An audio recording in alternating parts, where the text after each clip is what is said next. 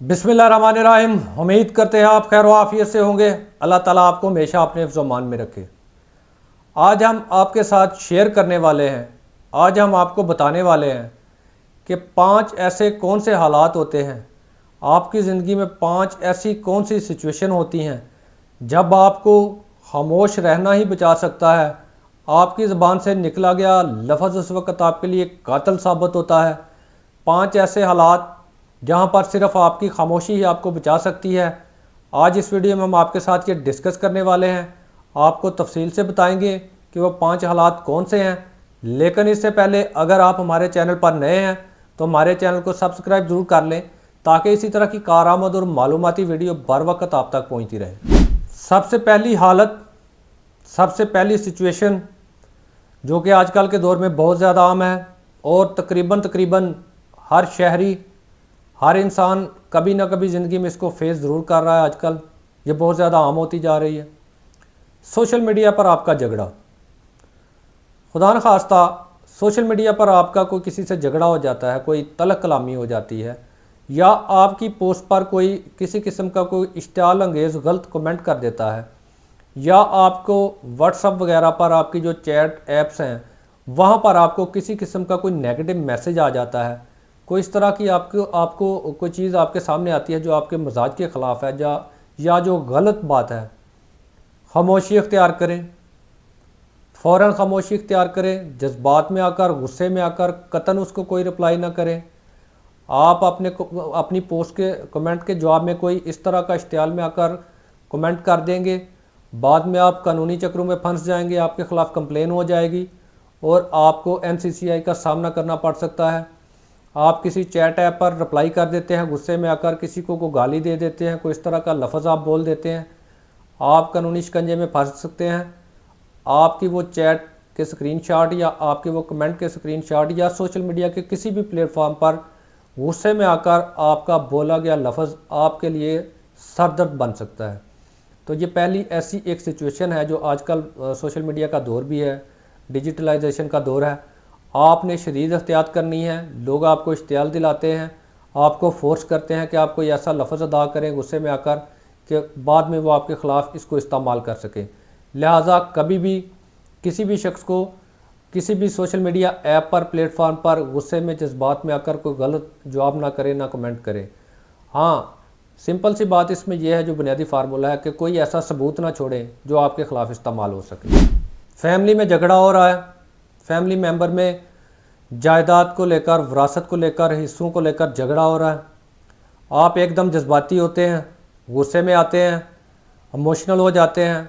आप कहते हैं मुझे नहीं चाहिए हिस्सा, मुझे मेरी जायदाद में से हिस्सा नहीं चाहिए, ले लें आप, मैं नहीं मर चला जायदाद के बगैर। जज्बात में आ गए, आपने बोल दिया, आपने लिख दिया, आपकी रिकॉर्डिंग हो गई, आपकी उस गुफ्तगू की, आपके उस जुमले के गवाह बन गए फैमिली मेम्बर्स, कई प्राइवेट लोग भी होंगे। बाद में फिर आप जब ठंडे दिमाग से सोचते हैं तो फिर आप सोचते हैं आपने अपना नुकसान कर लिया, लेकिन चूँकि आपने वो कह दिया होता है कि ठीक है भाई मुझे नहीं चाहिए जायदाद, उस लफ्ज़ की वजह से फिर आप मुश्किलात का शिकार हो जाते हैं। और आप जब भी कभी कोई इकट्ठ होगा रिश्तेदारों का, आप वहाँ पर झूठे साबित होंगे। सब यही कहेंगे कि तुमने कहा था मुझे नहीं चाहिए, तब तुमने कहा था, तब क्यों मांग रहे हो। इसलिए कभी भी ये जायदाद और फैमिली के जो हिस्से होते हैं वहाँ पर जज्बात में आकर या इमोशन में आकर आपने कभी भी ये नहीं लफ्ज़ अदा करना कि मुझे नहीं चाहिए हिस्सा।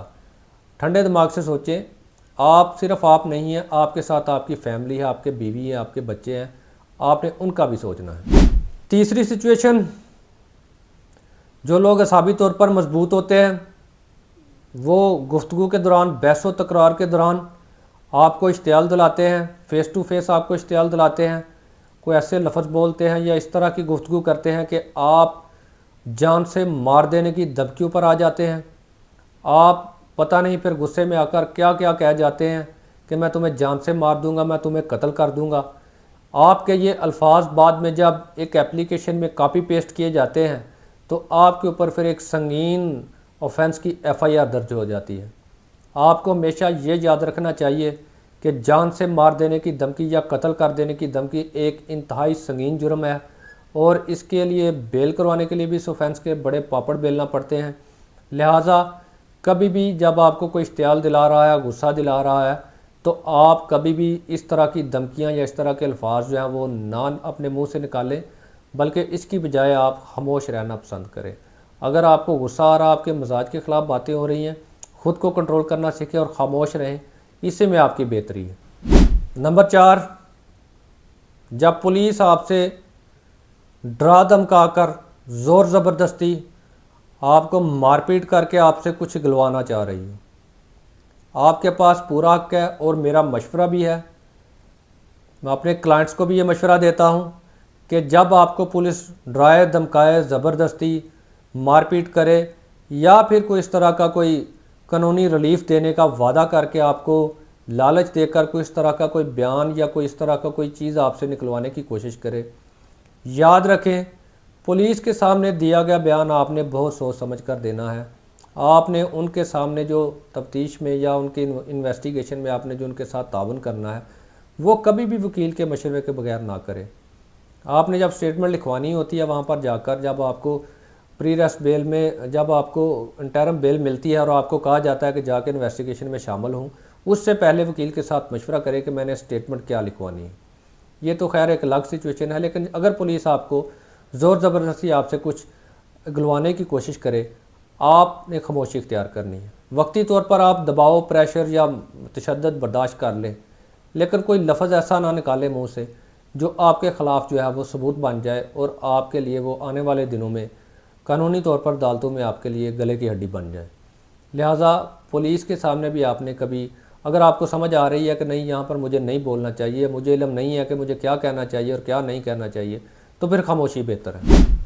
बाज़ आप यारी दोस्ती के नाते, तल्लुकात की बुनियाद पर या किसी भी दीगर वजह से, एतमाद की वजह से या नफसियाती प्रेशर की वजह से आपको कह दिया जाता है जी ये हमारी कोई एग्रीमेंट हो रहा है तो चलें आप इस पर साइन कर दें, एग्रीमेंट लिख लेंगे। आप वहाँ पर खामोश रहें। आपने सिंपल ये कहना है कि जब तक मैं एग्रीमेंट पढ़ ना लूँ मैं इसके ऊपर साइन अंगूठा नहीं करूँगा। आपके ऊपर अगर दबाव बनाया जा रहा है, दस्तखत करें। पुलिस में भी ये मामला सामने आ सकता है कि आपका बयान लिखकर उसके ऊपर आपके दस्तखत करवाए जा सकते हैं थाने में। आपने वहाँ पर भी खामोशी इख्तियार करनी है। आपने प्रेशर बर्दाश्त करना है। आपने कतन उसके ऊपर दस्तखत वगैरह नहीं करने, ना कुछ अपने मुंह से बोलना है कि मैंने दस्तखत करने या नहीं करने। अगर बोलना है तो फिर यही बोलना है कि मैं पढ़ के ही साइन करूँगा, मैं ऐसे साइन नहीं करूँगा या मैं खाली पेपर पर साइन नहीं करूँगा। ये 5 ऐसी वजूहात हैं, ऐसी हालात हैं, ये ऐसी सिचुएशन है जहाँ पर आपको खामोशी ही फ़ायदा दे सकती है। आपके मुंह से बोला गया हर लफ्ज़ आपके लिए यहाँ पर कातिल साबित हो सकता है। लिहाजा इस सिचुएशन में आपने खामोश रहना है। वैसे एक जनरल बात कहूँ, आपको एक मशवरा दूँ, अगर किसी भी सूरत हाल में, कहीं पर भी, ज़िंदगी के किसी भी मामले में अगर आपको ये यकीन नहीं है, आपको ये समझ नहीं आ रही कि मुझे क्या कहना चाहिए, मुझे बोलना चाहिए या नहीं बोलना चाहिए, आपने इन दोनों में से एक ऑप्शन अख्तियार करना है, तो खामोशी हमेशा बेहतरीन ऑप्शन होती है। जहाँ पर आप कंफ्यूज हैं, आपके इल्म में नहीं है, वहाँ पर खामोशी आपको फ़ायदा देगी, क्योंकि खामोशी की वजह से आप अगर कोई ऐसी बात जो आपको कहनी चाहिए थी वो आप बाद में भी कह सकते हैं। लेकिन अगर आप बोलते हुए कोई ऐसा लफ्ज़ अदा कर गए जो कि आपको नहीं कहना चाहिए था, फिर उसकी वापसी नहीं होती।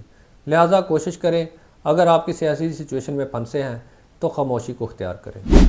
हर जगह बोलना बहादुरी नहीं होती और हर जगह खामोश रहना कमज़ोरी भी नहीं होती। उम्मीद करते हैं आपको वीडियो पसंद आई होगी। अगर वीडियो पसंद आई है तो लाइक, कमेंट, शेयर ज़रूर कीजिएगा। हमसे किसी किस्म का कानूनी मशवरा करना चाहते हैं, दिए गए हमारे नंबर पर व्हाट्सएप मैसेज करके या कमेंट सेक्शन में आप हमसे कानूनी राय ले सकते हैं।